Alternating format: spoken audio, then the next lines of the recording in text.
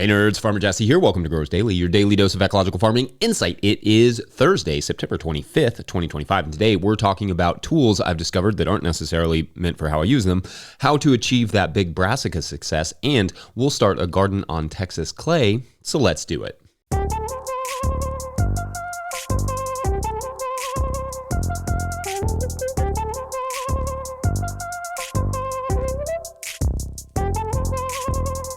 All right, happy Thursday, everyone. I hope you all had nice weeks so far. Maybe you even got some cooler temps like we did and some rain like we did, like we are literally at this moment. It's been raining all night, punctuated by exceedingly loud thunder that our poor dog can only assume is the apocalypse. I'm basing this on her activity and also just like what she puts in her journal. But I'm happy for the garden. It has been waiting a long time for some good rain. Otherwise, I spent the morning harvesting and then clearing out the cherry tomatoes out of our tunnel, which is a little bit sad with the lack of pruning in the end of the season, the sunlight diving and all that stuff.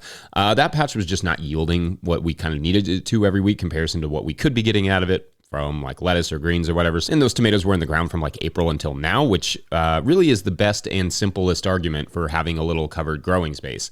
6 months of tomato life. Rest in peace, cherry tomato season. It's been real. All right, our tradition on Thursdays is that we like to get caught up on your Patreon questions. Our whole thing over here at No Till Growers is that we do not keep anything behind a paywall because we believe this information should be free and open to the public. But as a thank you to the people who support that mission, Patreon members get first dibs on asking questions. Our first Patreon question of the day comes to us from Patreon member Chris Miller, who writes, quote, "Hey Jesse, random topic. I'd love to hear some unconventional tools/tool uses you've found over the years, i.e. using a drill and auger to plant tomatoes or an earthway seeder to apply dry amendments below the soil surface," end quote. All right, fun question here. Basically, what tools have I discovered that work well for something they may not normally be intended for? And there have been quite a few over the years, some that have worked and some that probably have not. The auger bit is a good one, but of course I did not discover that one on myself. I think I got that one from my buddy Pavel up at Pavel's Garden in Louisville, where I first saw him planting tomatoes with an auger bit on just like a simple drill. And the amendments with the earthway thing, they actually make an attachment for the earthway, which I've never used. But I was just looking at some dry amendments one day and then looking at the earthway and then back at the dry amendments. And I thought, why not just skip the middleman here and use the biggest seed plate possible and just put the amendments right, I think it was alfalfa meal, right there into the hopper and push it. And it worked relatively well, inserting the dry amendments like into the middle of a bed while I think it was Napa cabbage at the time was growing. And I thought, hey, there's maybe something here. It's a little hard to push that earthway through because it doesn't have a double disc opener. It has that shoe that catches on everything, but maybe with a double disc opener, it could work a little better. Doing that, what we call side dressing, to add to our farmer lingo convo this week. I still do think my preference though would be to be able to use like a jang or something with a double disc, but I just don't have a seed roller yet that is big enough for the jang and the amendments together because it would have to have pretty giant holes. Anyway, I have also found the hand scythe or the hand sickle comes in pretty well. I don't know if I can avoid the word handy here, but it comes in pretty handy in a lot of places. I've used it to cut excess garlic scapes really fast, like just go through the patch, whatever wasn't harvested in the first rounds that's just kind of sticking up. I can cut those really fast with that hand sickle. I've used it to knock back grasses and weeds in tight spaces, which I think is kind of what it's meant for. But I've also used it to harvest ornery corn that refused to pop off the stalk. This week, I even used it to help clear the tunnels of cherry tomatoes, which to be honest, was maybe a little too dangerous and excessive to recommend because it's that thing gets kind of tangled up in there, but it went fast and I mean, honestly, it was kind of fun. The hand scythe is just a nice tool to have around. I've used mowers in some unconventional ways too, dropping the flail mower down low to flip beds and to like mow and sometimes just like mow in some cover crop seed. Like it just stirs up enough of that top of the soil if it's dropped low enough to just kind of cover them up. Clearing a bed of lettuce, it takes me like 30 seconds. And then if I want to, I can just transplant or sow right into that. Like for instance, what we did with our winter killed cover crops in a lettuce bed, you can see the peas kind of popping up there with just little bits of lettuce coming back as well. I've used the little push mower, the electric push mower with the collector on the back to harvest beds of lettuce that I then use the remnants to compost. So essentially a battery powered lawn mower becomes a compost machine. So that's fun. I think to some extent unconventional is sort of the name of the game in small scale farming. Oftentimes I'm using, let's say like fiberglass fence posts as stakes for bed marking, or we're looking for solutions to problems from other industries, like a foot pedal for a washing station is a good example, though my buddy David Ladner came up with that, not me. In some ways, it's kind of hard for me to think of examples because basically everything we use is an example. My weed whacker becomes a bed flip tool, or my broad fork helps me to dibble holes for leaks. Everything kind of has multiple uses. Moreover, there are really only a handful of tools that I can think any farmer absolutely needs. Then everything else is going to be specific to them and their management. For instance, a couple good stirrup hose, a wheelbarrow, some 5-gallon buckets, and a rake, and some good shovels will get you pretty dang far, at least in the field. Then everything else is either, dialing it in, like getting a nice seeder or harvesting tool. Then obviously you need to manage your wash pack and all those things. Or it's just piecing it together from what you already have or what, is affordable to you. Anyway, what say you all? What are your more unconventional tool usage stories? Let us know. Otherwise, we're going to take a quick break. And when we come back, we will Brassica our hearts out. Broccoli right back. That was fun to say.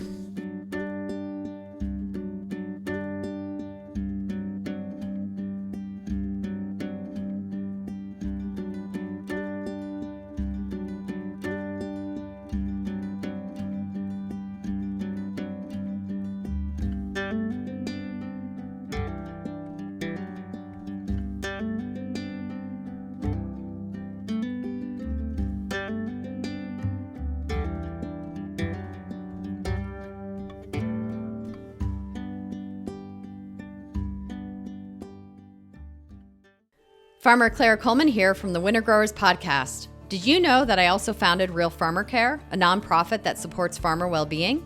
From my own experiences farming, I knew firsthand that this type of support was missing from ag, so I decided to do something about it. As of today, there are over 500 farmer recipients of a $100 self-care award, with more applying daily. If you'd like to help, each $100 donated supports one new farmer. Visit realfarmercare.com to donate and learn more. Again, that's realfarmercare.com.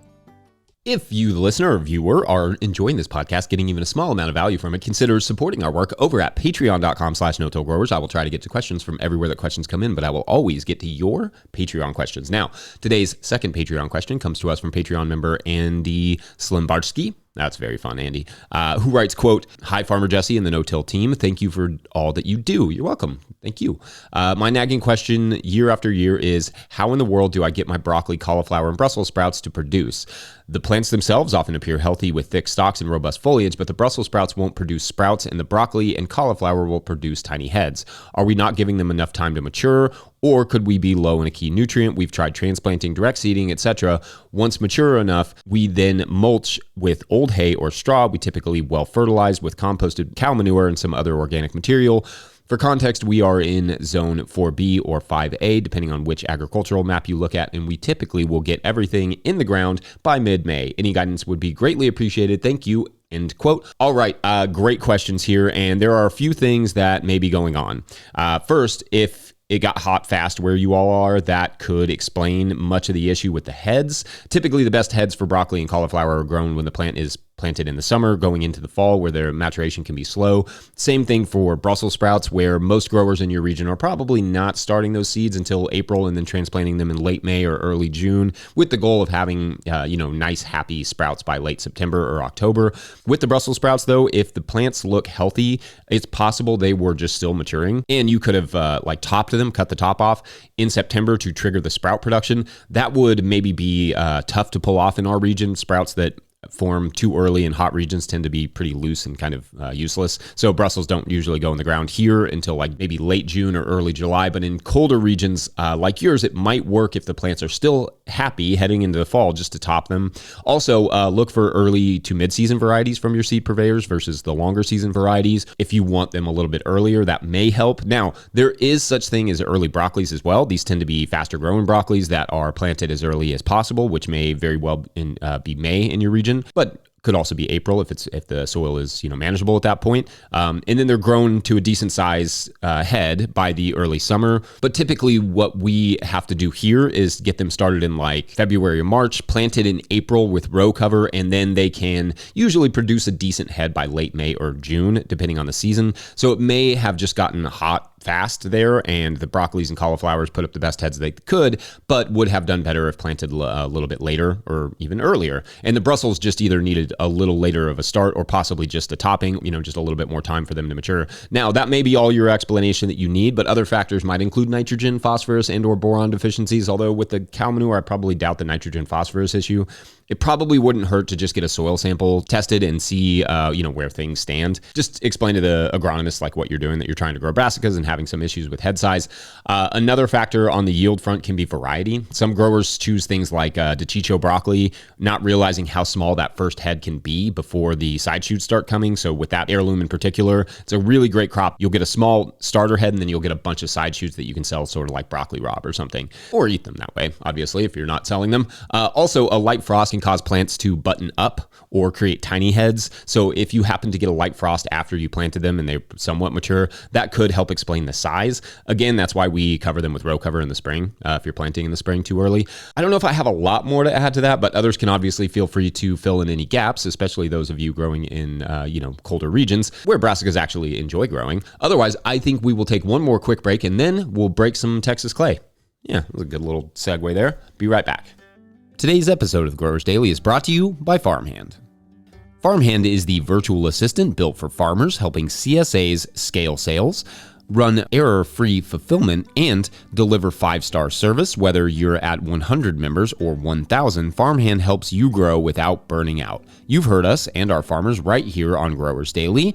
Explore farmer wins and learn more at farmhand.partners/no-till. That's farmhand.partners/no-till. All right, back to the show. All right, our third and final Patreon question of the day comes to us from Earl, who writes, quote, "Hi there, love the YouTube channel." Thanks, Earl. Also bought your book many months before I knew the channel existed. My wife and I, at the beginning of the year, got out of the city and purchased 46 acres in East Texas. Besides the house, it's untouched meadow and timber. In the fall, we will still be starting 3 50 by 50 plots for no-till gardens. One plot for this spring and the other 2 for following seasons. I watched many times the start from scratch video. I believe we will have to start out with an initial till. Currently, the East Texas soil is characterized as Texas clay pan, tan-colored hard soil with 5-foot native grasses growing in the meadows we will be turning into gardens. My question is this: will there be a big difference if we do a typical till 6 to 8 inches only, as opposed to using a rotary tiller after mulching the existing grass? Have not been able to locate one and frankly can't see the difference since we are following your guidelines after that. Thanks in advance and hope to see you at the Dallas convention. You should come out and see the land, end quote. I love Dallas. We have family down there. I always enjoy going there and they have a good soccer culture. So you may see me down there at some point. But great questions here. I'm assuming that by mulching the existing grass, you mean just kind of like mowing it down. If you already actually mulched over top of it, though, obviously you won't be able to till that. I'm assuming that's not what you did, but I just want to make sure that's clear. But if you do mean, mowing the existing grass and then using something like the rotary plow, which I think is what you were talking about with the rotary tiller, that does work fine. It sounds to me like you're kind of considering the right thing, but what I would consider doing, just to make sure it's clear, is mowing the existing grass, adding some rich compost and whatever other amendments that you might want for long-term soil health based on your soil tests, and working that in with whatever tiller you do have access to. Now, I will say, if it is hard Texas clay, a basic tiller may not do the trick, as it seems like you sort of suspect here. You will only know that by trying, but if you can't get a shovel into it, you can't get a tiller into it, and you need to probably hire someone with that machinery to do that work for you. Otherwise, the tiller's just going to skip across the ground. Specifically, you will need to add your amendments and compost, then break it up with a plow and or some sort of ripper, and then till it after that. Then after you do that, you can form your beds. And like I always have to remind people so that the comment section doesn't go berserker here, that should be the last time you ever really have to work the soil like that. If you do it right, you will never have to work that soil again at any sort of depth. You don't have to use the rotary plow or rotary tiller, as you called it. That is just an easy tool that can both hill up the beds and plow them kind of at the same time, or at least be just like one tool for 2 jobs, but it is not a requisite. It could be a plow and a tiller or whatever just makes the most sense for getting that soil broken up and getting those amendments worked in there. For me, it's like a house where you really just want the best foundation possible so that you can build a really healthy and long-lasting garden on top of that. I've tried to skirt this in basically every way possible, breaking up the soil like that. And what I find is that, and this is the opposite of a surprise, not setting the garden up for success in the beginning just leads to a hard, long path of recovery ahead. You can recover it. It can do fine. Not always, especially not on clay. Clay is unforgiving. Anyway, I'm not sure if that was helpful there, Earl, and feel free to add to what you wrote, but wishing you all the best of luck. I actually, like I said, I really love Texas, maybe in big part because of the food. Not going to lie, I've had maybe the best enchiladas verdes there that I've ever eaten anywhere in the world. But I also see a ton of room for more agriculture in Texas. Without a doubt, especially in the winter, I should not be able to go to the farmer's market in December or January and not see it bustling with local people, but not local farmers. So yeah, lots of opportunity there. All right, fun stuff as always, Patreon members. Please get your questions in so I have lots of fodder over the winter. Otherwise, we're going to call it a Thursday. But before we go, we're going to get a quick word from our friends over there at Rimmel Greenhouse Systems. Whether you're growing tomatoes for market, flowers in the spring, or vegetables for your family, growing in a high tunnel protected from the weather provides the right environment for a harvest you can count on. Even brassicas. Yeah, they grow well in a tunnel. Rimmel greenhouses are strong, durable, and easy to assemble, offering the quality you need to grow productively year-round. The team of experts at Rimmel Greenhouse Systems will be your trusted partners to ensure you get exceptional value from your greenhouse or high tunnel investment. Visit Rimmel.com today to get growing. Don't forget, No-Till Growers is now officially a nonprofit 501c3, so donations are tax deductible and greatly appreciated. You can learn more about how to do that in the show notes, especially if you're looking for an end-of-the-year, contribution for your get a little tax break and, teach people how to farm simultaneously. That's sweet, sweet deal. Please make sure to like and subscribe and or follow wherever you're getting this podcast. That's an easy way to help us out. An enormous thank you to all of our show sponsors. And if you'd ever like to sponsor the show, you can reach out to Farmer Michelle at no-tillgrowers.com. Huge shouts to Willie Breeding for the theme music, which you are still allowed to cover. We've got 5 more days of September. So get those covers in to Farmer Mike at no-tillgrowers.com. Speaking of Farmer Mike, shouts to Mike Hilbert for the production help and editing. Also shouts to Epidemic Sound for the background music that you can hear. That's me drumming. I hope there's drums in it, though. If there's no drums, then that's not helpful. Pick up a hat or a copy of my book, The Living Soil Handbook, at no-tillgrowers.com to support our work. Big thank you to everyone over at patreon.com/no-tillgrowers, where at a certain level, or if you just bump up from one level to another, or you sign up in the month of September, you get a shout out on the show. So big shout outs today to our lamb. Our lamb, keeping the story going this week. Shouts to our lamb. All right, so this week's story, as you will remember, Farmer Susie and the boar, named Boar, I guess, are both stuck, staring at each other. The boar's in the fence. Susie's hurt herself, and she's just kind of laying on the floor, and the boar's between her and the exit. They're just kind of staring at each other, and Susie has fallen asleep out of exhaustion and out of recognition that she's not going to survive if she doesn't rest and get some energy to move. And when she opens her eyes, the boar is there, also resting. The sun is up. Her leg is throbbing in pain, but she feels she has a bit more energy and decides, I'm gonna try and move here. I'm gonna try and get out. But when she does this, when she starts to move, she startles the boar and it jerks heartily, knocking a bag off the shelf, and it lands right before Susie, and a mass of raw peanuts spill out. She had planned, she'd had that sitting there because she'd planned to boil them that night before the market, and so she grabs a few, cracks them open, and eats, a few peanuts. Raw peanuts are underrated, just FYI, figuring maybe it wouldn't hurt to have something in her stomach just to have a little bit more energy to get past this boar. So she breaks open a few, and then she kind of just looks over at the boar and decides to, break open a few and throw them over there. And maybe it could serve as a bit of a distraction, right? To just get the boar eating something so that Susie can kind of get out while the boar is scarfing them down. And at first it kind of just grunts and ignores them, kind of staring Susie in the eyes intimidatingly, if that's a word. And it does start to eat. So Susie hands the boar a few more and decides this is her moment. She's going to sneak past the boar while it eats. And that is for tomorrow on Burled, because that's still the best title I've come up with anyway. Thanks for watching and/or listening. We'll see you then for Feedback Friday. Get your feedback in so I can Friday it. Thanks for watching and/or listening. We'll see you then. Bye.